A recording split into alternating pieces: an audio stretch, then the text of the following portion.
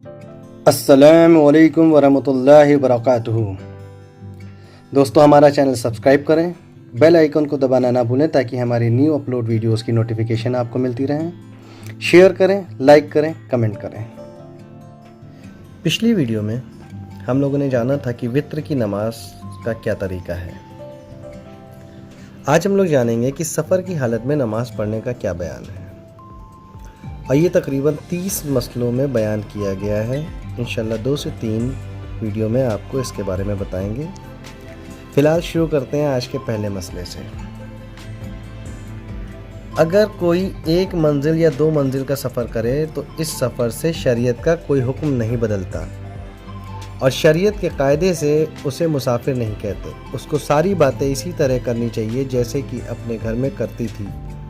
4 रकात वाली नमाज को 4 रकात पढ़ें, और मोज़े पहने हों तो 1 रात दिन मसा करें, इसके बाद मसा करना दुरुस्त नहीं।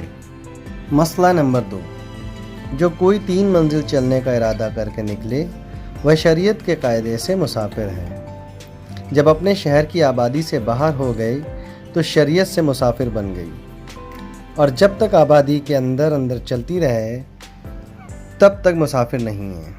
और स्टेशन अगर आबादी के अंदर हो तो आबादी के हुक्म में है, और जो आबादी के बाहर हो तो वहाँ पहुँचकर मुसाफिर हो जाएगी। मसला नंबर 3 मंजिल यह है कि अक्सर पैदल चलने वाले वहाँ 3 रोज़ में पहुँचा करते हैं। तखमीना इसका हमारे मुल्क में है कि दरिया और पहाड़ में सफ़र नहीं करना पड़ता। अंग्रेज़ी में 48 मील है।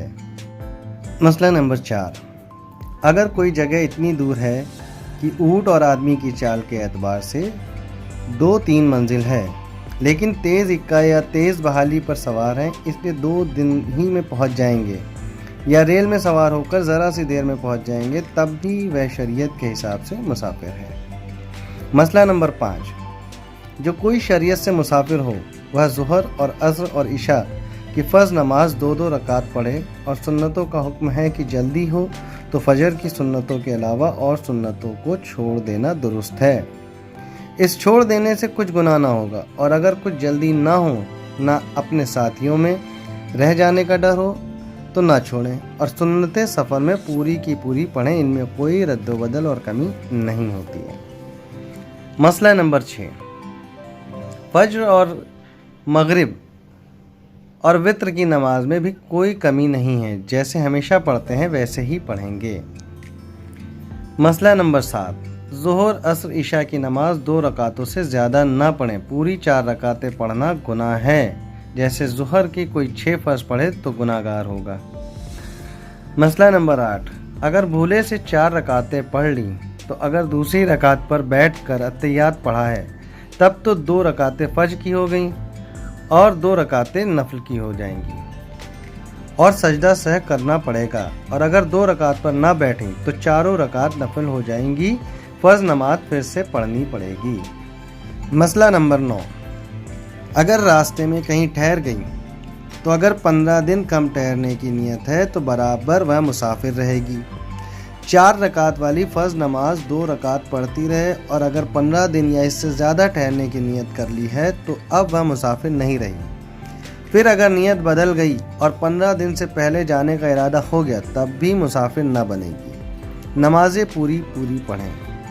फिर जब यहाँ से चलें तो अगर यहाँ से वह जगह 3 मंजिल हो जाती है तो फिर मुसाफिर हो जाएगी, और जो इससे कम हो तो मुसाफिर नहीं हुई।